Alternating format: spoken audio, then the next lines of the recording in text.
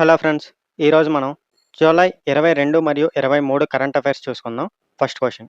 ఇటీవల నీతి ఆయోగ్ ముఖ్య కార్యనిర్వాహ అధికారి సీఈఓగా ఎవరు నియమితులయ్యారు? Correct answer Anurag Jain. ఆయన పదవీ కాలం 2 సంవత్సరాలు లేదా తదుపరి ఉత్తర్వులు వచ్చే వరకు కొనసాగుతుంది. ఈ పదవికి అదనపు బాధ్యతలు నిర్వహించిన నిధి చిబ్బర్ స్థానంలో ఆయన నియమితులయ్యారు. 2015 జనవరి 1న ప్రణాళిక సంఘం స్థానంలో నీతి ఆయోగ్ ఏర్పాటు చేయబడింది. మీకు ఆల్రెడీ తెలుసు. నీతి ఆయోగ్‌కు భారత ప్రధానమంత్రి పదవిరీత్యా చైర్మన్‌గా వ్యవహరిస్తారు. సో, క్వెషన్ ఏంటంటే నీతి ఆయోగ్ సీఈఓగా ఎవరు నియమితులయ్యారు అంటే అనురాగ్ జైన్. ఎన్ని సంవత్సరాల కాలానికంటే 2 సంవత్సరాలు లేదా తదుపరి ఉత్తర్వులు వచ్చే వరకు ఆయన ఆ స్థానంలో కొనసాగుతారు. అయితే ఎవరి స్థానంలో ఈయన నియమితులయ్యారంటే నిధి చిబ్బర్ ఇంతకుముందు ఉండేవారు. ఆయన స్థానంలో ఇప్పుడు నియమితులయ్యారు. అయితే నీతి ఆయోగ్ ఎప్పుడు ఏర్పడింది? 2015 జనవరి 1న ప్రణాళికా సంఘం స్థానంలో ఏర్పాటయింది. అయితే నీతి ఆయోగ్‌కు చైర్మన్‌గా ఎవరుంటారంటే పదవిరీత్యా భారత ప్రధానమంత్రి చైర్మన్‌గా వ్యవహరిస్తారు. ఓకేనా? Next question. Senior world fencing championship 2026లో మెయిన్ టేబుల్ ఆఫ్ 64కు అర్హత సాధించిన తొలి భారత మహిళల ఎపి ఫెన్సర్లు ఎవరు? Correct answer option C Tanishka Khatri మరియు ప్రాచీ లోహన్ అండి. ఈ పోటీలు హాంకాంగ్‌లో జూలై 22 నుంచి 30 వరకు కొనసాగుతున్నాయండి. ఈ ఛాంపియన్‌షిప్‌కు భారత్ మొత్తం 24 మంది సభ్యులతో కూడిన జట్టును పంపిందండి. ఇందులో 12 మంది పురుషులు, 12 మంది మహిళలు ఉన్నారండి. అయితే ఈ ఇద్దరు జూలై 25న జరిగే టేబుల్ ఆఫ్ 32 అర్హత పోటీల్లో పాల్గొననున్నారండి. సో, క్వెషన్ ఏంటి? సీనియర్ వరల్డ్ ఫెన్సింగ్ ఛాంపియన్‌షిప్ 2026లో మెయిన్ టేబుల్ ఆఫ్ 64కు అర్హత సాధించిన తొలి భారత మహిళల ఎపి ఫెన్సర్లు ఎవరు అంటే తనిక్షా ఖత్రి మరియు ప్రాచీ లోహన్. అయితే ఇవి ఎక్కడ జరుగుతున్నాయి? హాంకాంగ్‌లో జరుగుతున్నాయి. అప్పటి నుంచి అప్పటి వరకు అంటే జూలై 22 నుంచి 30 వరకు జరుగుతున్నాయి. అయితే ఈ ఛాంపియన్‌షిప్‌కి భారత్ మొత్తం ఎంతమంది సభ్యులతో కూడిన జట్టును పంపింది అంటే 24. అందులో పురుషులు 12, మహిళలు 12 మంది ఉన్నారు.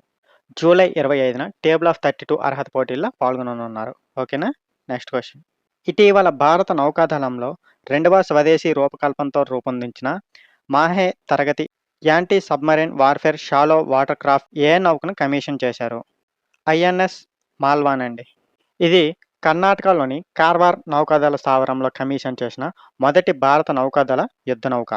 ఈ యుద్ధ నౌకను కొచ్చిన్ షిప్‌యార్డ్ లిమిటెడ్ రూపొందించిందండి. ఈ నౌకా చిహ్నంలో ఛత్రపతి శివాజీ మహారాజ్ భగ్నక ప్రతీకగా ఉంటుందండి. ఈ నౌక నినాదం సైలెంట్ క్లాస్ అండి. ఒకసారి కీ పాయింట్స్ చూసుకుంటే ఇటీవల భారత నౌకాదళంలో 2వ స్వదేశీ రూపకల్పనతో రూపొందించిన ఏది? మాహే తరగతి anti submarine warfare shallow water క్రాఫ్ట్‌ను ఏ నౌకను కమిషన్ చేశారు? ఐఎన్ఎస్ మాల్వాన్. అయితే ఇది ఎక్కడ కమిషన్ చేయబడిందంటే కర్ణాటకలోని కార్వార్ నౌకాదళ స్థావరంలో కమిషన్ చేసిన మొట్టమొదటి భారత నౌకాదళ యుద్ధ నౌక అండి ఇది. అయితే దీన్ని ఎవరు నిర్మించారు అంటే కొచ్చిన్ షిప్‌యార్డ్ లిమిటెడ్ నిర్మించిందండి. అయితే ఈ నౌక చిహ్నంలో ఛత్రపతి శివాజీ మహారాజ్ భగ్నక ప్రతీకగా ఉంటుందండి. అయితే ఈ నౌక నినాదం ఏంటంటే సైలెంట్ క్లాస్. ఓకేనా? Next question. ఇటీవల ప్రపంచంలో 2వ అత్యధిక విద్యుదీకరించిన ప్రధాన రైల్వే నెట్వర్క్ కలిగిన దేశంగా ఏది నిలిచింది? కరెక్ట్ ఆన్సర్ భారత్ అండి. స్విట్జర్లాండ్ 100% విద్యుదీకరణతో ప్రపంచంలో మొదటి స్థానంలో ఉందండి. 2014 నుంచి 2026 వరకు భారత రైల్వేలు 48,072 రూట్ కిలోమీటర్లను విద్యుదీకరించాయండి. బ్రాడ్ గేజ్ రైల్వే నెట్వర్క్‌లో 99.6% విద్యుదీకరణ పూర్తయిందండి. 2015-16లో 293 కోట్ల లీటర్లుగా ఉన్న డీజిల్ వినియోగం 2024-25 నాటికి 108 కోట్ల లీటర్లకు తగ్గిందండి. చైనా 3వ ర్యాంక్‌లో కొనసాగుతుందండి 82% విద్యుదీకరణతో. ఒకసారి క్వెషన్ అండ్ కీ పాయింట్స్ చూసుకుంటే ప్రపంచంలో 2వ అత్యధిక విద్యుదీకరించిన ప్రధాన రైల్వే నెట్వర్క్ కలిగిన దేశంగా ఏది నిలిచింది అంటే భారత్ అండి. మరి మొదటి స్థానం ఏదుందంటే స్విట్జర్లాండ్ ఉందండి. 100% విద్యుదీకరణతో ప్రపంచంలో మొదటి స్థానంలో ఉంది. అయితే 2014 నుంచి 2026 వరకు భారత రైల్వేలు 48,072 రూట్ కిలోమీటర్లను విద్యుదీకరించాయండి. దీంతో బ్రాడ్ గేజ్ రైల్వే నెట్వర్క్‌లో 99.6% విద్యుదీకరణ పూర్తయిందండి. అయితే 2015-16లో 293 కోట్ల లీటర్లుగా ఉన్న డీజిల్ వినియోగం 2024-25 నాటికి 108 కోట్ల లీటర్లకు తగ్గిందండి. అయితే మూడవ స్థానంలో ఏదుందంటే చైనా ఉందండి. ఎంత విద్యుదీకరణ అంటే 82%. ఓకేనా? Next question. భారత రాష్ట్రపతి మహాత్మా గాంధీ విగ్రహాన్ని స్కోప్జే నగర మ్యూజియంలో ఏ దేశంలో ఆవిష్కరించారు? నార్త్ మాసిడోనియా అండి. ఉత్తర మాసిడోనియా 2020 మార్చ్‌లో నాటోలో 30వ సభ్యదేశంగా చేరిందండి. ఉత్తర మాసిడోనియాకు భారత రాష్ట్రపతి చేసిన తొలి అధికారిక పర్యటనగా చరిత్రలో నిలిచిందండి. మదర్ తెరిస్సా ఉత్తర మాసిడోనియా రాజధాని స్కోప్జేలో జన్మించారండి. సో, ఒకసారి కీ పాయింట్స్ చూసుకుంటే, భారత రాష్ట్రపతి మహాత్మా గాంధీ విగ్రహాన్ని ఎక్కడ? స్కోప్జే నగరం మ్యూజియంలో ఏ దేశంలో ఆవిష్కరించాడు అంటే, కరెక్ట్ ఆన్సర్ ఉత్తర మాసిడోనియా అండి. అయితే ఈ ఉత్తర మాసిడోనియాకు భారత రాష్ట్రపతి చేసిన తొలి అధికారిక పర్యటన ఇదేనండి. అయితే ఉత్తర మాసిడోనియా 2020 మార్చిలో నాటోలో 30వ సభ్యదేశంగా చేరిందండి. అయితే ఇంకొక ఇంట్రెస్టింగ్ పాయింట్ ఏంటంటే, మదర్ తెరిస్సా ఉత్తర మాసిడోనియా రాజధాని స్కోప్జేలో జన్మించారండి. ఓకేనా? Next question. ఇటీవల యూనిఫార్మ్ సివిల్ కోడ్ యూసీసీ బిల్లును ఆమోదించిన భారతదేశపు 4వ రాష్ట్రం ఏది? కరెక్ట్ ఆన్సర్ మధ్యప్రదేశ్ అండి.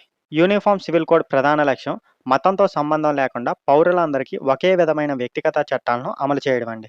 ఉత్తరాఖండ్ స్వతంత్ర భారతదేశంలో యూనిఫార్మ్ సివిల్ కోడ్ను అమలు చేసిన మొదటి రాష్ట్రం అండి. గుజరాత్, అస్సాం రాష్ట్రాలు 2026 ప్రారంభంలో తమ యూసీసీ బిల్లులను ఆమోదించి 3 రాష్ట్రాలుగా నిలిచాయండి. రాజ్యాంగంలోని ఆదేశిక సూత్రాల 44వ అధికరణంలో యూనిఫార్మ్ సివిల్ కోడ్ గురించి ప్రస్తావించబడిందండి. సో, ఒకసారి కీ పాయింట్స్ చూసుకుంటే, ఇటీవల యూనిఫార్మ్ సివిల్ కోడ్ యూసీసీ బిల్లును ఆమోదించిన భారతదేశపు 4వ రాష్ట్రం ఏది అంటే మధ్యప్రదేశ్ అండి. మరి ఇంతకుముందు 3 రాష్ట్రాలు ఏవి అంటే, మొదటి రాష్ట్రంగా ఉత్తరాఖండ్ నిలిచిందండి. తరువాత 2, 3 ప్లేసుల్లో గుజరాత్, అస్సాం ఉన్నాయండి. అయితే ఈ యూనిఫార్మ్ సివిల్ కోడ్ యూసీసీ అనేది ఆదేశిక సూత్రాల్లో ఎన్నవ ఆర్టికల్ సంబంధించింది అంటే 44వ ఆర్టికల్‌కు సంబంధించిందండి. ఓకేనా? Next question. ఇటీవల ప్రతిష్టాత్మక లోకమాన్య తిలక్ జాతీయ పురస్కారానికి ఎవరు ఎంపికయ్యారు? కరెక్ట్ ఆన్సర్ అజిత్ దోవల్ అండి. ఈ పురస్కారాన్ని లోకమాన్య బాలగంగాధర్ తిలక్ జ్ఞాపకార్థం ప్రతి సంవత్సరం ఆగస్టు 1న ఆయన వర్ధంతి సందర్భంగా ప్రదానం చేస్తారండి. లోకమాన్య బాలగంగాధర్ తిలక్‌ను భారత అశాంతి పితామహుడు అని పిలుస్తారండి. Father of Indian unrest. ఓకేనా? భారత అశాంతి పితామహుడు. అయితే ఆయన ప్రసిద్ధ నినాదం ఏంటంటే, స్వరాజ్యం నా జన్మ హక్కు, దాన్ని నేను సాధించుకుంటాను. ఈ పురస్కారంలో జ్ఞాపిక, ప్రశంసాపత్రం, 1,00,000 నగదు బహుమతి అందజేస్తారండి. సో, ఒకసారి క్వెషన్ అండ్ కీ పాయింట్స్ చూసుకుంటే, ఇటీవల ప్రతిష్టాత్మక లోకమాన్య తిలక్ జాతీయ పురస్కారానికి ఎవరు ఎంపికయ్యారు అంటే అజిత్ దోవల్. అయితే ఎప్పుడు ప్రదానం చేస్తారు అంటే ఆగస్టు 1న లోకమాన్య బాలగంగాధర్ తిలక్ జ్ఞాపకార్థం ఆయన వర్ధంతి సందర్భంగా ఇది ప్రదానం చేస్తారండి. అయితే లోకమాన్య బాలగంగాధర్ తిలక్‌ను ఏమని పిలుస్తారండి? భారత అశాంతి పితామహుడు అని పిలుస్తారండి. Father of Indian unrest. అయితే ఆయన ప్రసిద్ధ నినాదం ఏంటండి? స్వరాజ్యం నా జన్మ హక్కు, దాన్ని నేను సాధించుకుంటాను. ఓకేనా? అయితే ఈ పురస్కారంలో జ్ఞాపిక, ప్రశంసాపత్రం, 1,00,000 నగదు బహుమతి అందజేస్తారండి. ఓకేనా? Next question. యునైటెడ్ కింగ్డమ్‌లో తొలి క్యాబినెట్ స్థాయి కృత్రిమ మేధస్సు మంత్రిగా ఎవరు నియమితులయ్యారు? కరెక్ట్ ఆన్సర్ కనిష్క నారాయణ అండి. ఆయన బీహార్‌లోని ముజఫర్పూర్‌లో జన్మించారండి. 12 ఏళ్ల వయసులో కుటుంబంతో కలిసి వేల్స్‌లోని కార్డిఫ్‌కి వెళ్లారండి. యునైటెడ్ కింగ్డమ్ ప్రధానమంత్రి ఆండీ బర్న్‌హమ్ ఆయన్ను ఈ పదవికి నియమించారండి. యునైటెడ్ కింగ్డమ్ చరిత్రలో మొట్టమొదటిసారిగా ఏఐ శాఖను నేరుగా ప్రధానమంత్రి క్యాబినెట్‌లో చేర్చారండి.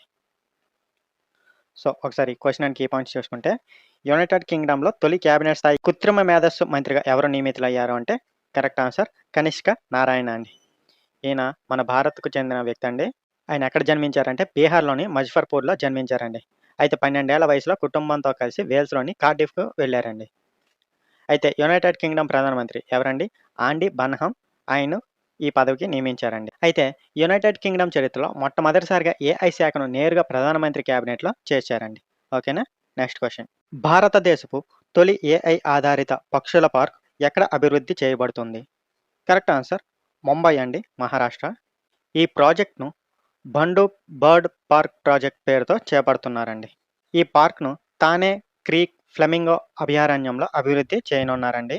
ఈ అభయారణ్యానికి 2022లో రామ్‌సర్ స్థలం హోదా లభించిందండి. ఈ ప్రాజెక్ట్ అంచనా వ్యయం 45 కోట్లండి. సో, ఒకసారి కీ పాయింట్స్ చూసుకుంటే, భారతదేశపు తొలి ఏఐ ఆధారిత పక్షుల పార్క్ ఎక్కడ అభివృద్ధి చేయబడుతుంది అంటే ముంబైలో అండి, మహారాష్ట్ర.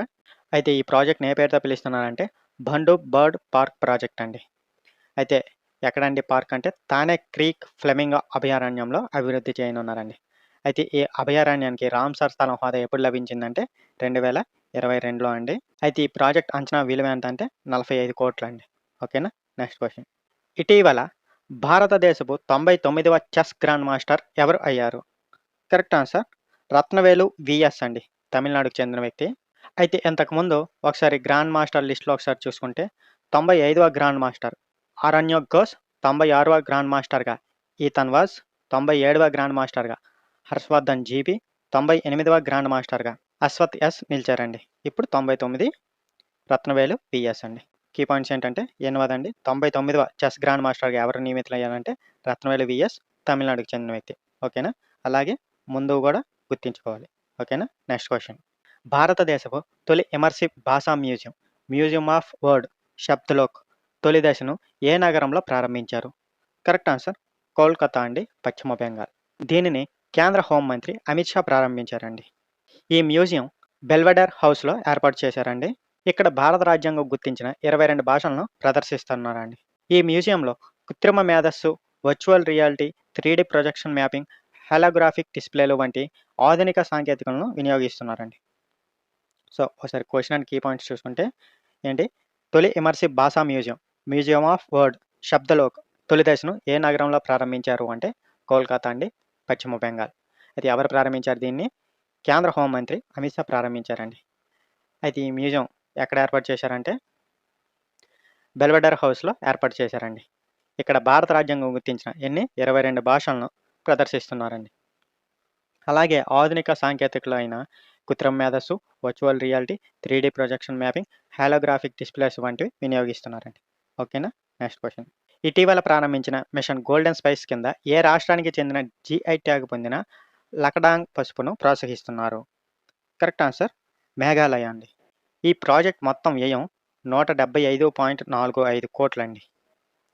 ఈ కార్యక్రమానికి కేంద్ర ఈశాన్య ప్రాంత అభివృద్ధి శాఖ మంత్రి జ్యోతిరాదిత్య ఎం సింధియా, మేఘాలయ ముఖ్యమంత్రి కాన్రాడ్ కే సంగ్మా ప్రారంభించారండి. లకడాంగ్ పసుపుకు 2024 మార్చి 30న జీఐ ట్యాగ్ లభించిందండి.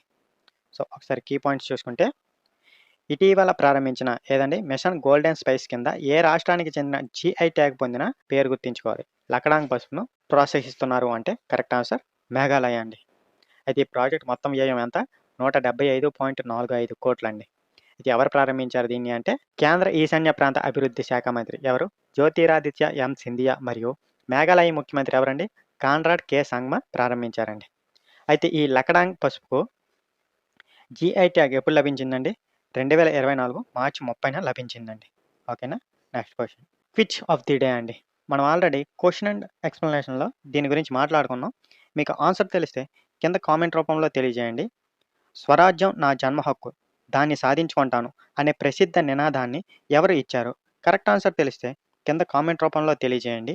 ఈ వీడియో ఉపయోగపడితే లైక్ చేయండి. అవసరం అనుకున్న వాళ్ళకు షేర్ చేయండి. ఇలాంటి కరెంట్ అఫైర్స్ కోసం ఈ ఛానల్‌ని సబ్స్క్రైబ్ చేయండి. Thank you for watching.